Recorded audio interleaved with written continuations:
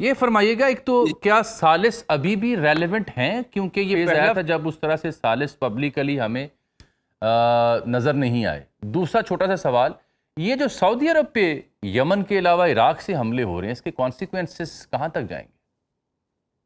देखिए, सबसे पहले तो सालिस बिल्कुल मौजूद हैं और कोई और सालिस अभी नजर भी नहीं आ रहे। जो पहले सालिस मौजूद थे वही सालिस हैं। इस्लामाबाद मेमोरेंडम ऑफ अंडरस्टैंडिंग के होने के बाद हम्म। जो सेकंड फेज आया है अभी, जिसमें हमने हॉस्टिलिटीज देखी और बहुत ज्यादा हॉस्टिलिटीज हम्म। देखी, हम्म। वो उसमें दोनों साइड्स ने मेरा ख्याल एक दूसरे को ये मैसेज देने की कोशिश की है कि हम आप पर कितना डैमेज इन्फ्लिक्ट कर सकते हैं, कितना नुकसान कर सकते हैं। हम्म। यूएस ने ईरान के ऊपर बेइंतहा बमबारी की है, सिविलियन इंफ्रास्ट्रक्चर को, हर किस्म के इंफ्रास्ट्रक्चर को टारगेट किया है, इस कोशिश में कि किसी तरह ईरान उन टर्म्स पे जो नेगोशिएशंस हैं, जब भी वो होती हैं, ये डॉक्टर साहब ने सही कहा कि रुका नहीं है प्रोसेस, ये चल रहा है, लेकिन जब इसमें कुछ प्रोग्रेस होती है तो यूएस ने अपना मैसेज देने की कोशिश की है। ईरान ने दूसरे तरीके से कि इस जंग को वसी करके, एक्सपेंड करके, इसमें हुतीज को भी ले आया है, इसमें गल्फ कंट्रीज ऑलरेडी मौजूद हैं, इसमें हुर्मुज बंद है, तो और बाबुल मंदब भी इक्वेशन में आ गया है। तो ईरान ने अपनी तरफ से जंग को एक्सपेंड करके अपना मैसेज देने की कोशिश की है कि वो अमेरिका के ऊपर, इंटरनेशनल इकोनॉमी को बहुत बुरी तरह डैमेज कर सकते हैं। अब इससे मेरा तो ख्याल है कि दोनों साइड इस नतीजे पे पहुंची हैं, या के अब कुछ आगे बढ़ने का वक्त है। हम्म। और इस दौरान में जिस तरह के ये मुज़ाकरात का जी। चलता रहा है दौर, इसमें मैसेजिंग होती रही है। हम्म। आपने देखा होगा ओमान और ईरान के दरमियान एक बड़ी खास मैसेजिंग हो रही है जी जी। हुर्मुज के मुतालिक। और रूट के और ऊपर। वो ओमान अपना सालसी का रोल या अपना एक फैसिलिटेटर का रोल इसमें अदा कर रहा है, किसी तरह हम्म। से हुर्मुज खुलने के ऊपर कोई फ्रेमवर्क ऐसा हो सके जिसमें ईरान के साथ साथ गल्फ कंट्रीज और यूनाइटेड स्टेट्स भी उस पर एग्री कर जाएं। हम्म। पाकिस्तान की तरफ से भी मैसेजिंग हुई, कुछ और अतराफ से भी मैसेजिंग हुई है, इराक की तरफ से भी कुछ कोशिश की गई थी, कतर की तरफ से भी। तो मेरा ख्याल है कि सालिस तो वही हैं, ठीक। पाकिस्तान है, कतर है, ओमान है, यही सही है कंट्रीज हैं जो ज्यादा रोल प्ले कर सकते हैं और यही कंट्रीज रोल प्ले करेंगे।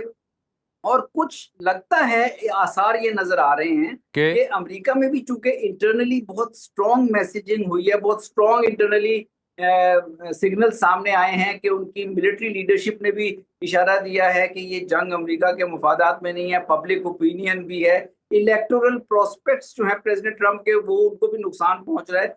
तो मेरा ख्याल है कि अगस्त के महीने में कहीं ना कहीं दोनों ठीक। साइड्स किसी ना किसी तरह से इस मामले को आगे ले जाने की कोशिश करेंगी। मंसूर साहब, ये देखिए कि जो डॉक्टर साहब बात कर रहे थे कि अमेरिकी सिक्योरिटी, बीच में हम देखते हैं जंग से कई डायनामिक्स बदले, इत्तेहादी खुल के सामने आए, यूए ने अपनी लाइन लेंथ बदली, सऊदी अरब के बाद कुवैत ने पाकिस्तान के साथ दिफाई मुआहिदा किया, गालिबन 23-24 में शुरू हुआ था, लेकिन कल परसों ने तस्दीक की और अब इत्तला है शायद एक आधी और खलीजी रियासत भी इसमें आए।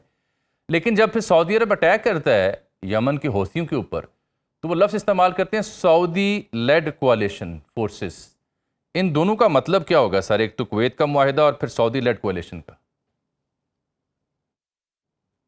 देखिए, ये जो आपने अभी भी बात की ना कि बहुत बड़ी चेंजेस आ रही हैं रीजन में, ये जो सऊदी यमन कॉन्फ्लिक्ट भी उसी का पार्ट है, हम्म। वो बहुत ही अहम नुक्ता है, क्योंकि अब वाकई हम एक ये इरिवर्सिबल किस्म के एक प्रोसेस में रीजन चला गया है। हम्म। अगर अगर इस आप आज या कल मेरा ख्याल फॉरेन अफेयर्स में एक आर्टिकल आया है, रॉबर्ट पेप हैं शायद, पेप प्रोनाउंस करते हैं या पेपे, हम्म। बहुत मशहूर प्रोफेसर हैं, हम्म। और उन्होंने लिखा है कि ये 1991 में एक अमेरिका ने जंग की थी खलीज में, और हम्म। जिसमें 8-10 दिनों में इराक को उन्होंने बिल्कुल तबाह कर दिया था, ईरान की इतनी बड़ी आर्मी हम्म। को। हम्म। और एक 2026 में आज वो 6 महीने से या 5 महीने से अमेरिका जंग में है और अपने मकासद हासिल नहीं कर सका। तो हम्म। ये सबसे बड़ी तब्दीली जो आई है, जो ग्लोबलाइजेशन की वजह से वॉर की टेक्निक्स और वॉर की स्ट्रेटजीज जो चेंज हो गई हैं, तो हम्म। ये एक बहुत बड़ा फैक्टर बन गया है। मिडिल पावर्स राइज हो गई हैं और खित्ते के अंदर, मिडिल ईस्ट के अंदर और वाइडर एशिया और साउथ वेस्ट इंडियन एशिया के अंदर एक नए रीजनल सिक्योरिटी स्ट्रक्चर्स या नए रीजनल सिक्योरिटी आर्किटेक्चर या नया रीजनल सिक्योरिटी बैलेंस इमर्ज होने जा रहा है। हम्म। अब यमन की जो पॉलिटिक्स है, जो आपने सवाल हम्म। किया, यमन की पॉलिटिक्स बहुत ही कॉम्प्लेक्स है। वहां पे जो सऊदी बैक्ड जो काउंसिल है जो लीड कर रही है, जिसकी गवर्नमेंट है, उनका कंट्रोल नहीं है। हुतीज उनको मुसलसल चैलेंज कर रहे हैं। इराक की तरफ से भी सऊदी अरेबिया के इंटरेस्ट के ऊपर अटैक हो रहे हैं, जिनका आपने मेंशन भी किया। तो ये जो, और इधर से ईरान ने भी गो के वॉर को एक्सपेंड तो कोशिश की है, लेकिन ये जानते हुए कि एक्सपेंडेड वॉर ईरान को बहुत ज्यादा नुकसान पहुंचा सकती है अगर इजराइल या दूसरे एक्टर्स भी जंप कर जाते हैं इसमें। तो उन्होंने कल एक बड़ी कॉन्सिलिएटरी स्टेटमेंट भी दी है। तो मेरा ख्याल है कि इस मामले को जो डिप्लोमेसी अब होगी, जो रीजनल फ्रेमवर्क बनेगा, उसमें ये सऊदी अरेबिया और यमन का मामला, आपको याद होगा, ये बहुत अरसे से चल रहा है। पाकिस्तान पहले भी इसमें पाकिस्तान से रिक्वेस्ट की गई थी सऊदी अरेबिया की तरफ से जब 2016 में, और पाकिस्तान ने डिक्लाइन किया था। तो एक तरह से पाकिस्तान और सऊदी अरेबिया के रिलेशंस में क्राइसिस आया था।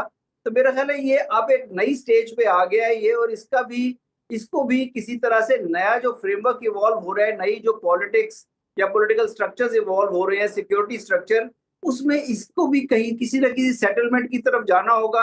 अदरवाइज यहाँ पे फ्रेगमेंटेशन भी बढ़ेगी, और अभी इससे अक्रॉस जो बाबुल मंदब के अक्रॉस जो हॉर्न ऑफ अफ्रीका है, वो एक अलहदा पिक्चर पेश कर रहा है। वहां पे अलहदा पोलराइजेशन है, और नॉन स्टेट एक्टर्स हैं, और स्टेट्स के दरमियान डिफरेंसेस हैं। तो मेरे ख्याल ऑन द होल बहुत सीरियस किस्म की पोलराइजेशन नजर आ रही है। आप तो अजीब चेस गेम बनी है इसमें, जिस तरह से मीडिया हेजुमनी है, जो कि अभी रिसेंटली रिपोर्ट्स में कि इसराइल ने कितने पैसे लगाए अपनी ओपिनियन मेकिंग के लिए।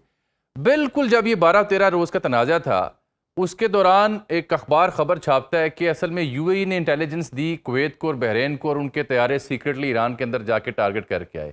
अगले दिन बहरीन कह रहे हैं ऐसी नहीं कीते, इनकार कर रहे हैं।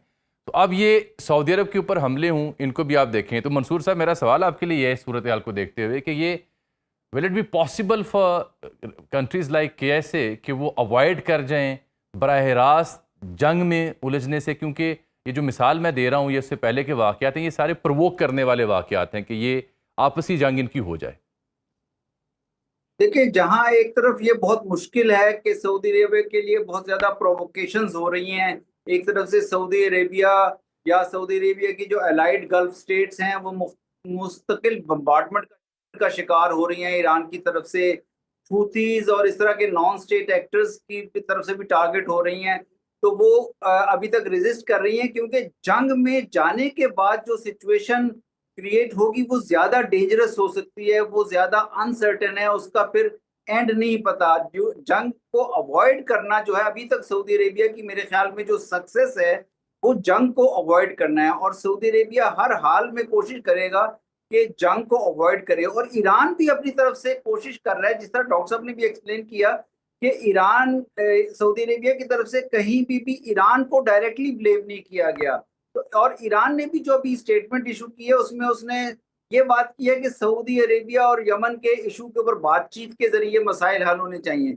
तो मेरा ख्याल है पूरी कोशिश की जाएगी कि मसले को बातचीत के जरिए ही हल किया जाए, क्योंकि अगर ये ज्यादा बड़ी जंग की लपेट में आते हैं कि सऊदी अरेबिया जो मिडिल ईस्ट की सबसे बड़ी पावर है वो जंग में आ जाता है, पाकिस्तान के लिए तो मुश्किलात होंगी, लेकिन खित्ते के लिए जनरली मुश्किलात होंगी।